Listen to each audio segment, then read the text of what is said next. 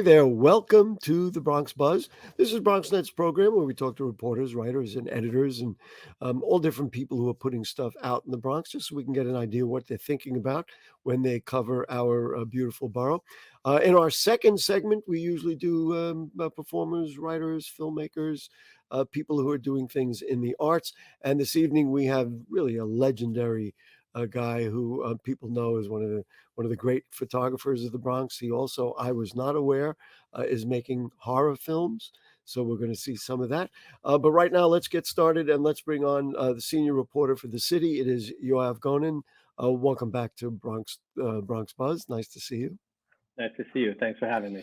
You wrote an article and it raised my eyebrows right away. That was that the Yankee Stadium parking company payments, they're owed to the city to the tune of $162 million. You can see where all the parking garages are around Yankee Stadium.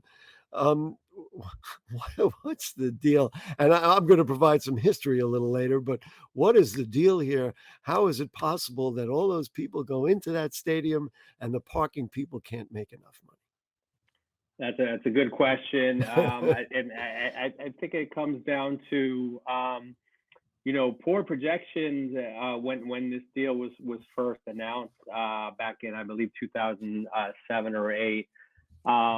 And it was part of the building of the new Yankee Stadium and kind of trying to revitalize that area a bit. But essentially, the city owns some land around the ballpark that's been used for parking. They built a few new garages and had this entity that is basically managing it. And the expectation was that at least from some of their perspectives, was that the company was going to be able to make enough money both to pay off bond holders and also to give the city a pretty tidy sum every year. Last year it would have been close to $17 million for the year. However, since 2011, the company has defaulted On on everything. on its debt Sorry. payment. The city essentially hasn't gotten a dime throughout any portion of the deal. I wonder. I mean, I want to break this down a little further, but it just occurred to me from what you're saying. I wonder if this idea of bonds, and now we're talking about building a soccer stadium out in Queens. I wonder if this idea of floating bonds to pay for some of this stuff is a bad idea. As a structure. Now, it could be a bad idea because this is the wrong management. It was the wrong deal for this property, and we can talk about why people are not paying for parking at Yankee Stadium. You can start with $45 a car, Yeah. but but uh, uh, I wonder. Do you have this? I'm not an economist. I don't fully understand how it might work. Do you think it's a bad concept to float bonds for parking, like for example at the new soccer stadium out in Queens? I would guess that I would think that typically these things work the way that Work out. they're work the way they're planned. I think everything went wrong in the kind of estimation point of how many people were going to be parking there on a daily basis, and particularly whether they factored in the new MTA North station that was open there in 2009. My Yeah, understanding is that might have taken thousands of cars off the road. right. Um, Let me add a couple of things. Number one, I live in the Bronx, and if I would never take my car to Yankee Stadium, I'd jump on the number four train, and I would be there in no time. Um, but if I did, I know a little bit about the Bronx. You got to be crazy to pay $45 when you can go park at the mall right there. The Bronx Terminal Market Mall, and pay a heck of a lot less if you are going to take a car. But also the traffic in the area. If you know anything about New York City, you're better off parking anywhere else than trying to drive up the Deegan during a game day and try and find yourself your way to get yourself into the stadium on time. It's just not going to happen. yeah, I mean, it would be worth revisiting who exactly was making these predictions.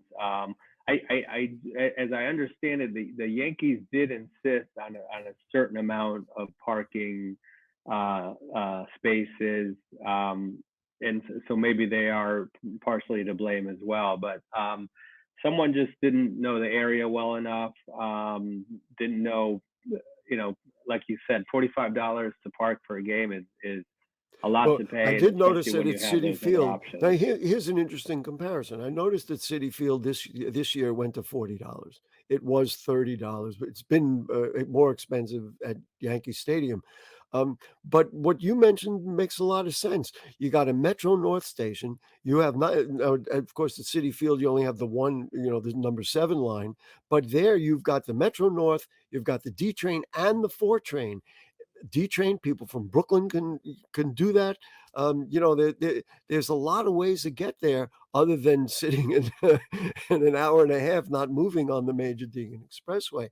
So yes, you're probably right. I just have the information here. In 2007, the city entered into a 99-year lease with the Bronx parking people, and $237 million in tax exempt bonds were issued through the city's IDA. um, the whole thing was speculated wrong.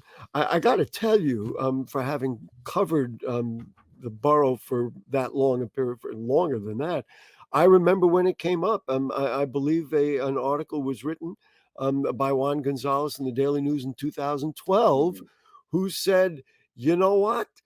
This is not a good idea. This is not going to work. It's already not working." So when you said it was a bad deal from the beginning, yeah, it was. What do you? Let me just let's see. There was an overestimated demand. This is what the EDC wrote. There was an overestimated demand for parking in the initial um, projections.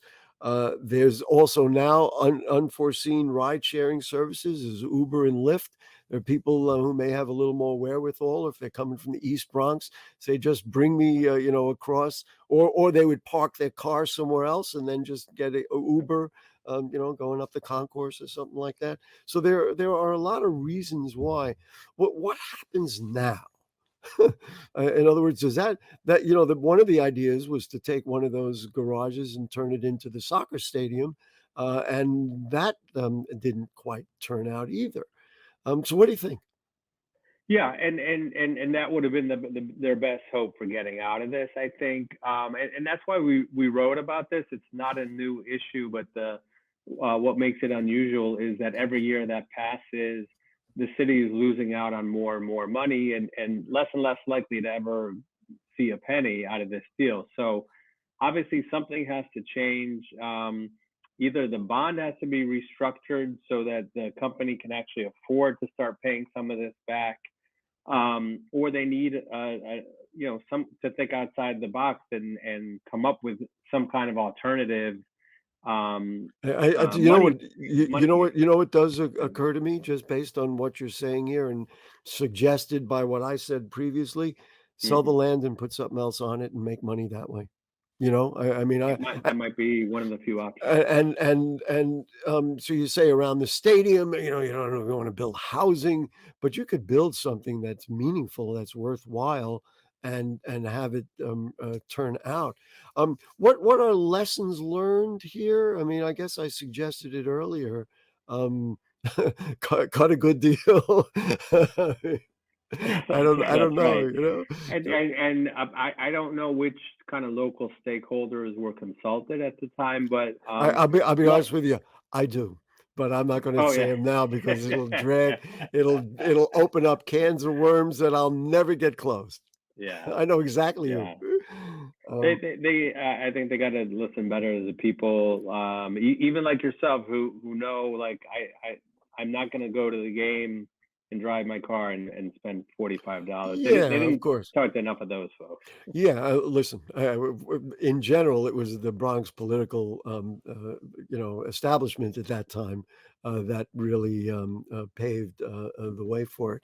Um, so, is there anything else to say about this? I mean, I'm curious. Are you working on anything else that you think is worth bringing up here? Bronx related, not for the time being, but I think I think people this story kind of needs to keep getting told until there's a Ah, resolution, because it is like I said, it's not just that it's stagnant and nothing's happening. The city's actively losing millions of dollars per year You know what by doing nothing. the worst part of it is, is in theory, you could say you could bring more people in if you'd lower the price of parking, or, have a special day. Sundays, maybe you can, get free or half price, and you could do more with it, but that's not gonna help them pay the bill. I did see that No. EDC wrote to Community Board 4 and told them, that basically we'd like to terminate this lease in some form, but, I don't know, maybe you think they'll be able to do something like that if, and say, "Look, it hasn't been paid. We wanna end this and do something else with it." They do have the option of doing that. Technically, the terms of the lease have been violated, so they have that option.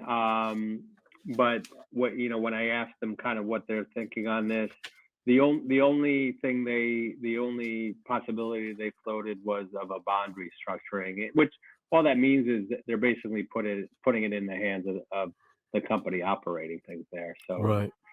they're not being Anyway, proactive. Yoav Gonen, from the city, thank you so much. Thank you for writing about the Bronx. For next time, hopefully it's that problem solved and we've got something really cool going on over there. But we do appreciate your time. We're going to take a short break. And then when we come back, we are going to, as I mentioned earlier, talk to one of the foremost Bronx photographers and videographers. And you're going to see something really special. So don't go away. Hey, boss. Okay. I said I'm fine.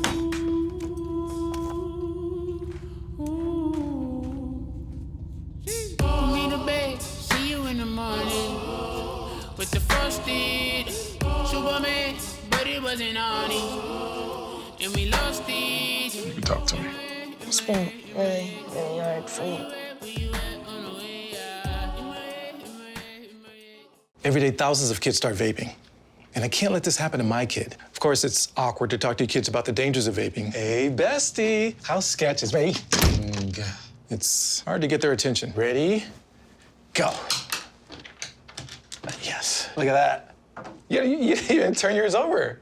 So if you want to talk to your kids about the dangers of vaping, you have to get it trending. Right, Backpack Kid? Let's do it. First, invite your kid to do the vape talk. Let's try this. All right. Why is he here? Yeah, I gotta get it trending, honey. Come on. To the left. To the right. Let's go.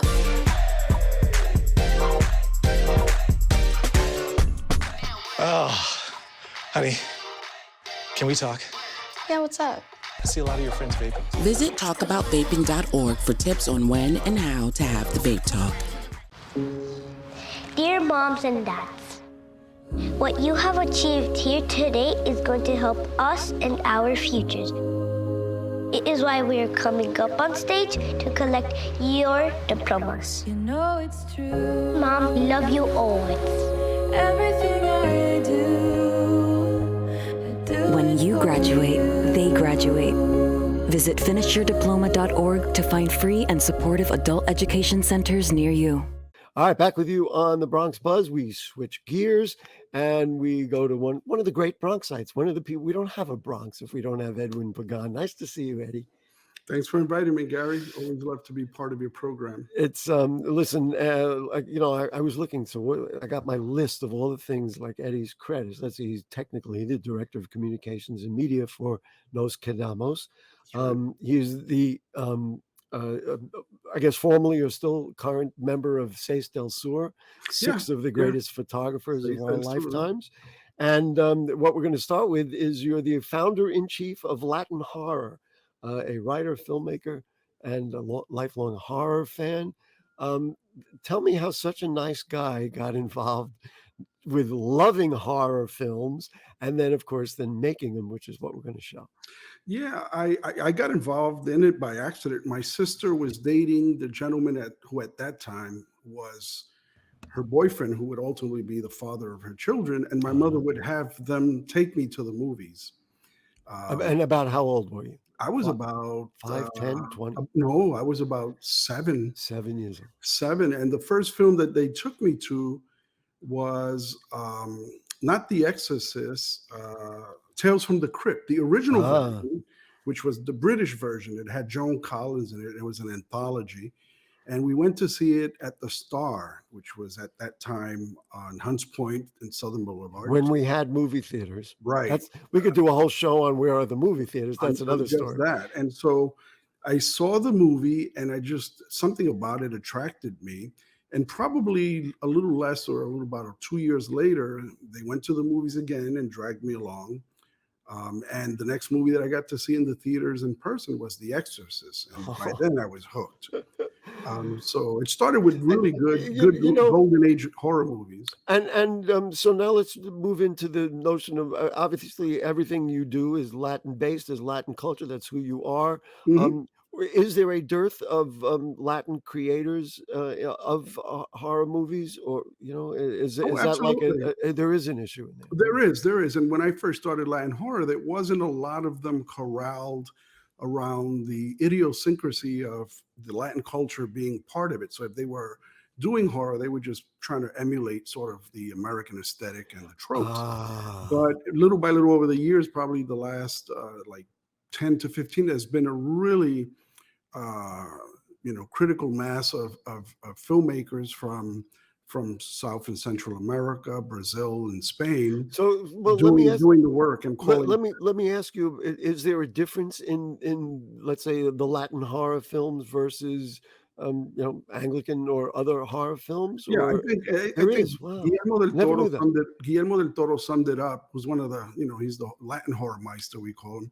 He summed it up as this: American horror, at least how it stands now. It wasn't that way in the 50s. Destroys the physical, the body, right? Bodies hitting the floor. And Latin horror, much like Japanese horror and Korean horror, they have similarities, destroys the mind and the psyche. It's about like the suspense. So horror films, American horror films, are more about plot. This happens, that happens. And, people run into the building even though they could be in danger. Wow. In Latin horror, which is like in our tradition, we believe that it exists. We just want to know why it's after us, whatever it is. Wow. That, and I've already seen the trailer for Scream 6, right? That's what it is? Yes. Roman numeral 6. I've seen the trailer for it, and now that puts it in perspective. Thank you so much. That was very helpful. Yeah. So you want to get to it? So then you have made films, and you've been one of the great photographers of our borough, but you've turned that into filmmaking and horror films. You want to tell us about Scream or yeah, what led I'll us tell up you to first. that point? I'll lead you into that. I got started in photography when I was 10 at the Hoe Avenue Boys Club, part of the Madison Square Boys Club. And a few years when I was about 16, they gave me some vouchers for some courses at the School of Visual Arts, production and cinematography. So I got into filmmaking proper, which for me was easy because I already knew about dealing with film. So I started and visuals. You have an eye for visuals, and then, right? And lighting, of course. And lighting as a cinematographer. And I started, I just started working on the things that attracted me the most, which is horror films. And that was even before I started coming up with the Latin horror aspect of it. And working on a lot of other people's projects as a cinematographer. But I always took the jobs that were more like horror, suspense, or thrillers. And listen, this is a beautiful thing. You can't help but put your culture into your artwork. And if you have the opportunity to do it, so you have this idiom that you want to work with, but you say, okay, now let's move it to the next level. And all right, we could talk forever about this. I want to show people Scream 6. This is coming out when? In March? So we're getting it's March 10th. It hits theaters, in wide distribution. It's the 6th in a series. And it brings back one or two members from the original cast. Nev Campbell, to a lot of people's amazement, decided not to come back. And People magazine revealed later on in June of last year that the reason she wasn't coming back was because they weren't meeting the salary requirement that she wanted. Right. But we do have some other people in it that are dynamic. Jenna Ortega, who we know, who's sort of gotten into the zeitgeist of late by playing Wednesday on the Netflix series of the same name, was in the one previous to this. She was in 5, and she actually starts that particular film more or less how the original started by getting a call, and she's going to be back in this one. And Melissa Right. Barbara Martinez, who's Mexican, who also had a role in the last one, is in the next one coming up too. The interesting thing is that the next one is set in New York City. Well, there is a lot here that our Bronx people are going to relate to. That's Hopefully not the horror aspect of it, but so grab your loved one, hold on to your chair. This is going to be a bumpy ride. Scream 6 from Eddie Pagan and company. Let's take a look.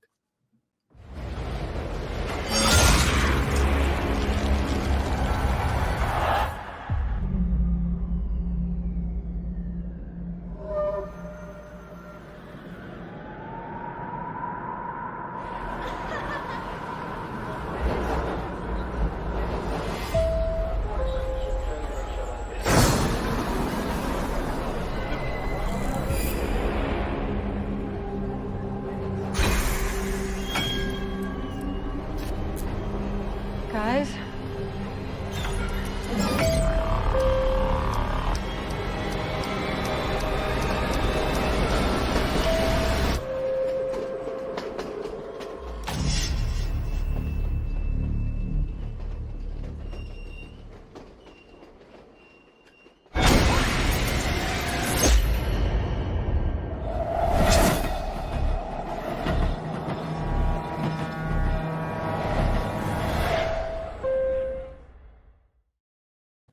Damn you. It's so well done, Eddie. I have to tell you, it is. I'm a weenie. I don't generally go to horror films. I'll probably go to this one. Yeah, Um, there. but- It's a good bunch of people working in the film, so it's going to be really amazing to see it come out and see it set in New York City. Overhead shot. How'd you do that? Well, the film. We're promoting the film. I wasn't the director of the Okay. film. Good. You know, but we've partnered with Paramount to do all the local publicity. But you know, the as a cinematographer, those overhead shots these days are easier to do because they just do industrial capacity drone. Right. I was going to say a drone. You Yeah. don't need the helicopters. Anyway, I don't know. I'm just. It's so well done. Even the trailer is so well done. It's just incredible. So it'll be general. People will be able to see it. Yeah. Starting March 10th is when it kicks into theaters, and it's gonna be interesting to see how it does it, particularly now that Jenna Ortega having sort of really blown up with this Wednesday on Netflix. How sort of that younger demographic is going to go and watch the film, which normally it's not always thrilling. necessary. I want to move on because Eddie has been taking pictures for how many years? When did you first pick up a camera? When I was 10 years old, so I'm 59 now, so like 41 years. It's been quite a while. Been quite a while. How has your picture taking? Throw up the first picture if you would, Anderson. How has your picture taking changed? Oh, here we go. Well, I still am very much interested in a lot of the same things. Young people, street photography. I've done a lot of portrait work and sort of stuff for magazines, but I always go innately back to the streets.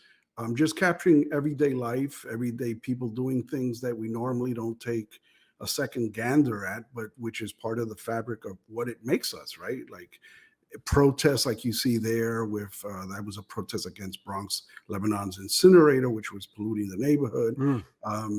This is about police brutality. The one on top was taken in the early 90s, and the one that you see at the bottom was in the midst of COVID, at the beginning of COVID in Times Square.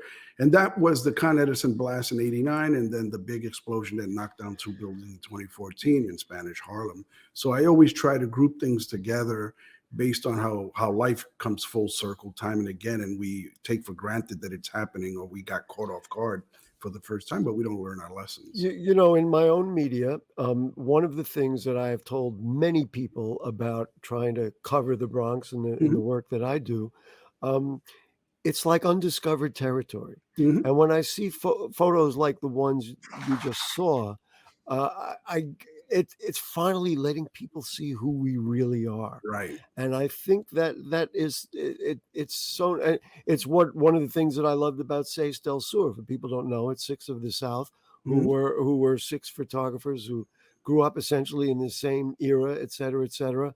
Um, do you struggle when you go out to take pictures, or are, like I said, it's undiscovered territory, but it's all around us, or it's very easy to find subjects because everywhere you look is, if you see it right, it's an iconic photo. Right. I mean, there are times that I specifically go out with the purpose of doing photography and taking pictures, but a lot of the time the camera is almost always around my neck. Mm. And as I'm looking and walking, I'm always looking at things visually, both as a photographer and cinematographer and designer. So I'm always looking at how things fall together. And I think part of the thing that I think is my superpower that I've come to terms with, that I pay attention to, is seeing things come together. So if people are walking and there's a car crossing, I can almost instantly say where they're going to merge, and based on what's in the background, see sort of this puzzle come together. Timing, of course, is everything.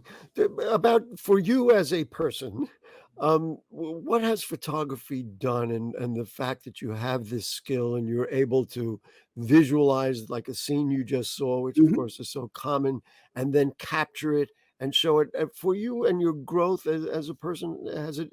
What's been the impact? Yeah, as an artist, I mean, I think when I first was discovering photography, and the Boys Club was the one that introduced me to it, I was looking, and I think we all look as a way to navigate life.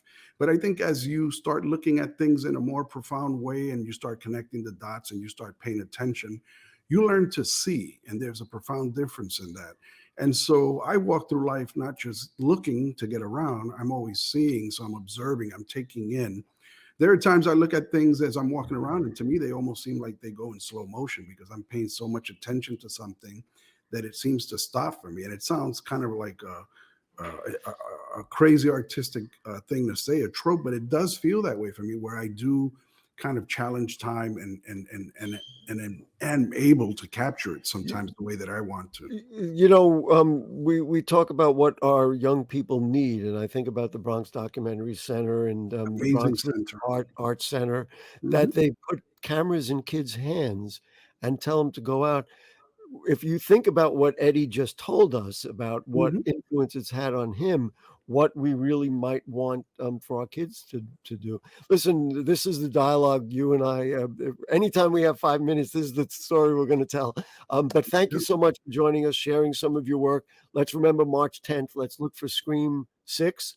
Sick. And anytime you have something, let us know because we want you here. And Absolutely. And thank you, Gary, and your team for always putting the spotlight on people from the community and doing it with dignity, which is a big difference than well, just that's right. doing a fluff piece. So Yes. thank you. Believe me, you see me on the street, it's not always so dignified. No, I'm joking. Be well, Eddie. Take care, Thank my you. friend. And folks, that will do it for the Bronx Buzz. And you know what's going to happen. Yeah, we'll be back next week. That's why we're here. So be well. Happy New Year, everybody.